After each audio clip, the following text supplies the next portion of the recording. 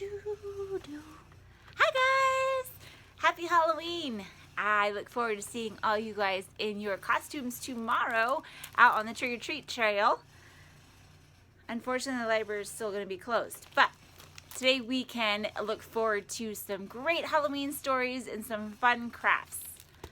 So before I get too hot in this outfit, I'm going to start with Arthur's Halloween.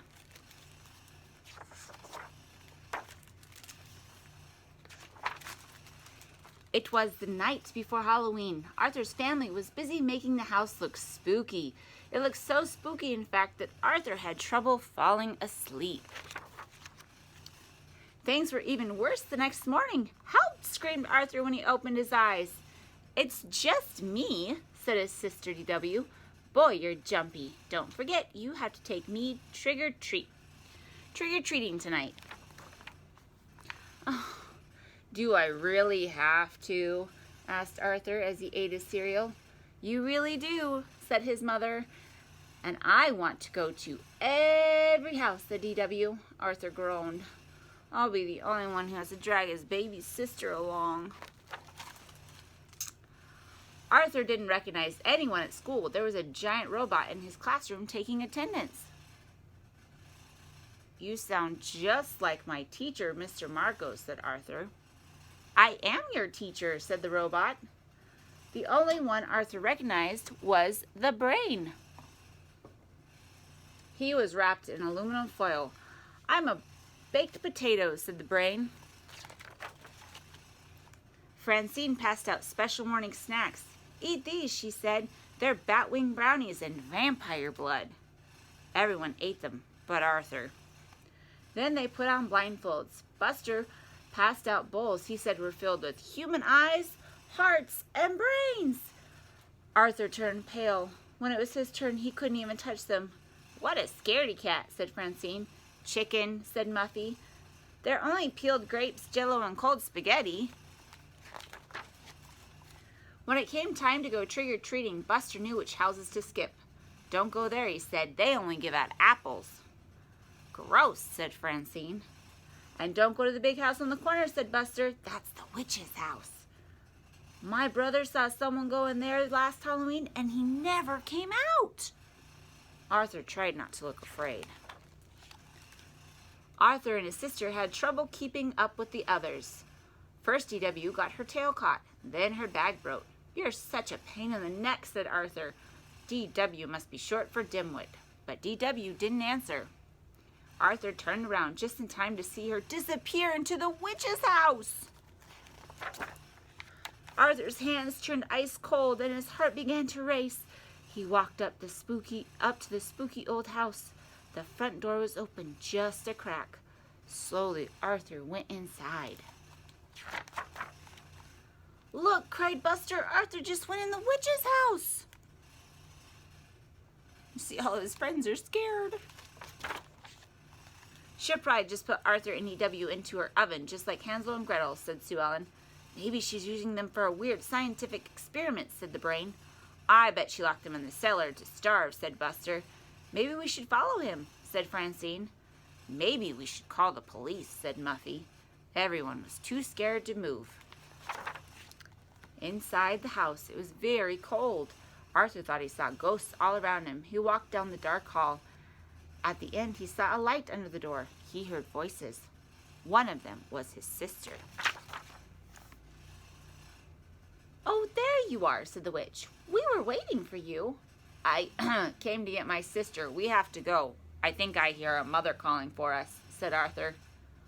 "I don't hear anything," said DW. "My name is Mrs. Timble. I hope you won't leave without some cider and donuts first." "They're chocolate, your favorite," said DW. "I've waited all night for trick-or-treaters, but you're the only one," said Mrs. Timble. "Years ago, our doorbell never stopped ringing."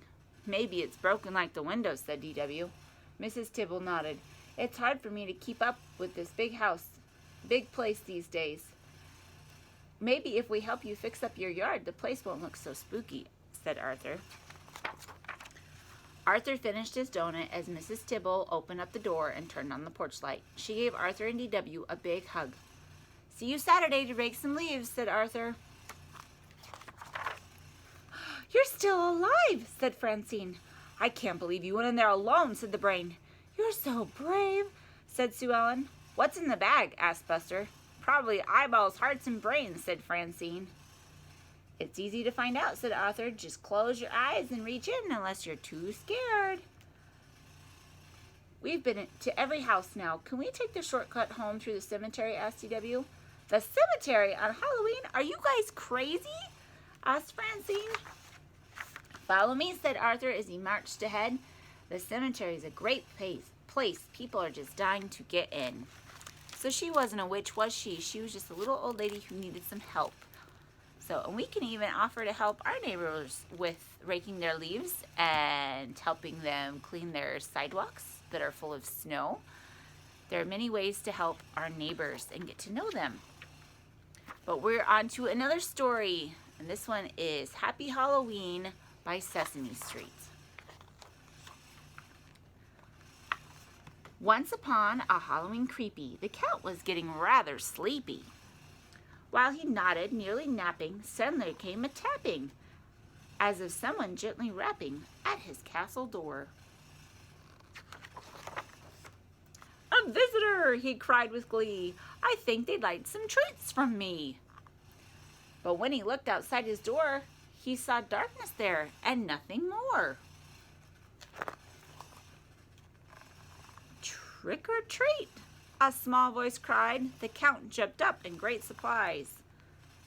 "Elmo, is that you I see?" "It is," said Elmo. "Happy Halloween!" Come in," the Count invited. "My first guest. I'm so excited." But then only seconds passed before they heard one tap, two taps, then a third. When they took a glance outside, a frightening sight met both their eyes. "A ghost! A ghost!" they cried with fear. "Not me," they heard. "There's no ghost here." Then Elmo noticed something more. He knew he'd seen those feet before. "Big Bird," he asked, "could it be you?" "Yes, it's me," he shouted. "Boo!" Again the door closed with a snap. Again they heard that tap, tap, tap. "Trick or treat," Elmo wondered. A trick-or-treater?" Elmo wondered. The Count looked scared. The black sky thundered. Through the window they took a peek, and what they saw made them shout, "Eek!" A bony creature gazed at them. "Oh no," they cried, "a skeleton!" The creature smiled, took off his mask. The Count couldn't help but gasp. "Grover," he said with relief. "Thank goodness. It's just make-believe." More friends arrived to trick or treat, and every costume looked quite neat. "Come in," said the Count. "Come, everyone. Let's all have some spooky fun." And now the night was in full swing. The Count had planned for everything. But then, oh no, a loud voice cried. "I hear a tapping from outside." Another guest? The Count wondered. Again outside, the black sky thundered. He looked around and then looked again. All 10 friends were there with him. So who could it be? A monster, a pumpkin, a ghost, a cat, pirates, a robot, a witch, and a hat. There was the knight, the skeleton too. So who was tapping? Nobody knew. Tap, tap, tap, they heard once more. Then they gathered at the door. Deep into that darkness peering, long they stood there wondering, fearing. Who could it be? What would it do? Then they all smiled. They saw you. "Hooray, you're here," said everyone. "Happy Halloween. Come join in the fun." And with that, come join in the fun with me and we'll create some fun activities. Okay, so for today's craft, we're going to do some spider crafts. And we're also going to practice writing our name. So if you can find a piece of paper, we can go with orange since that's the color of Halloween. And I'm going to grab a marker. If you don't know how to spell your name on your own, have mommy or daddy write your name in big letters on a piece of paper for you. Today we're going to go with the name Alex, just for fun. So A-L-E-X.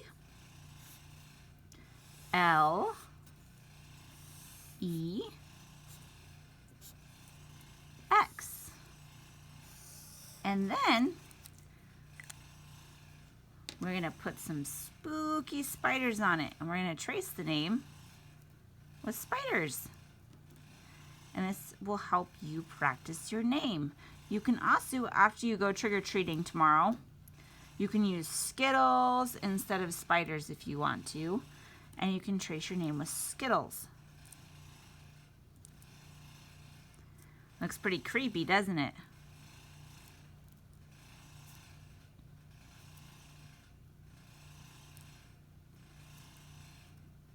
But there's the letter L. We can practice our letters. You can also practice your sister or brother's name too if you want to practice some more letters. Okay? All right, so we won't finish that one. You guys can finish that one, and I will move on to the next one, which is we're also going to play with spiders today. So hang on just a second, and we'll get those things ready for you too. For the next spider activity, you'll need doesn't matter what size, you'll need a paper plate, something to punch holes in it, some thread or yarn, and we're going to make a spider web. So just make a whole bunch of random spots all over, all the way around.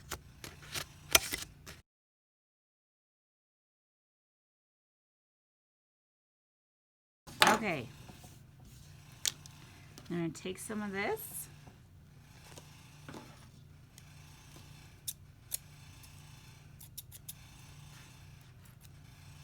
I'm going to cut a piece off.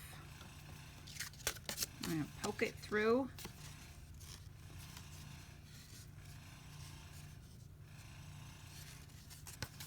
Alright, so you're going to poke it through the hole,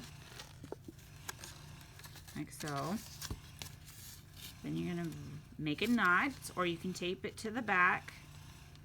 I'm just going to make a knot.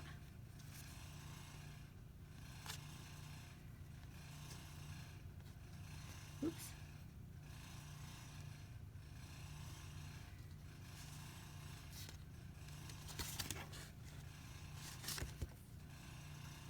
And then you're just going to go across the way, across your little plate, stick it through another hole.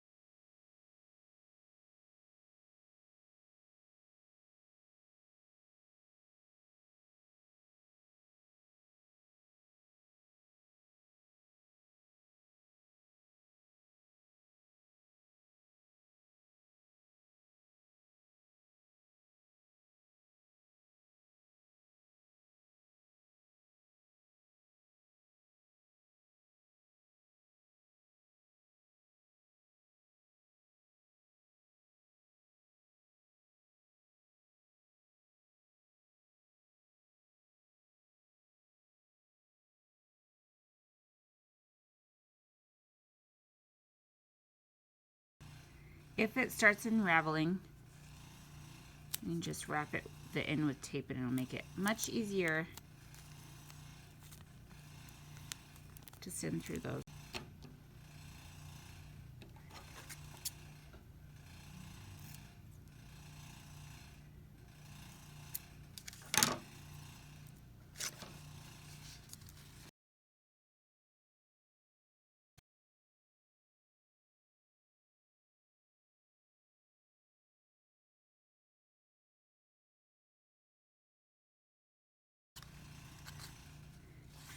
And there you are. Once you're done, you can take and clip the last remaining piece off, and then you can just tape it down. And we've made a spider web just using a paper plate and hole punchers, some tape, and any type of yarn. You can glue some little spiders on it.